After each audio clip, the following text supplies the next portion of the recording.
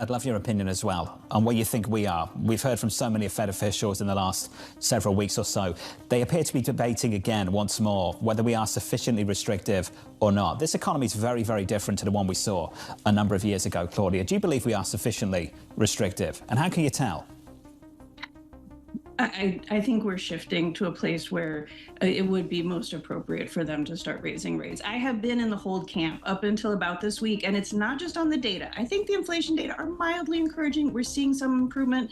The headlines are not good, right? Trade war with Canada, Middle East progress completely stalled out, and a lot of demand for the AI build out that's pushing up chip prices. If I look at the outlook a year out, I am not confident we are moving to 2% on a steady clip. I think it's probably time for the Fed to do more. And I think that's where that conversation is at. There's a lot of data still to come before September and more headlines, but there is something shifting in the inflation picture in the US right now. Claudia, you alluded to it. What shifted more recently? What got your attention? You listed a few things, but what got your attention and made you think this has changed, it's moved?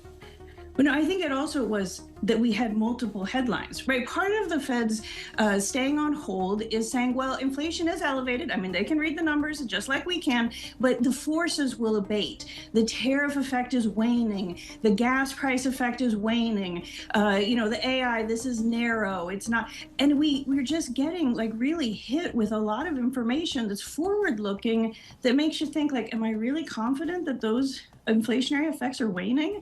Like they might not get a lot worse, but if we get stuck, like we're a lot closer to 4% on PC inflation than we are 2%, right? So you need some good news in the headlines in terms of inflation. And at least in the last week or two, we have not been getting the good news headlines.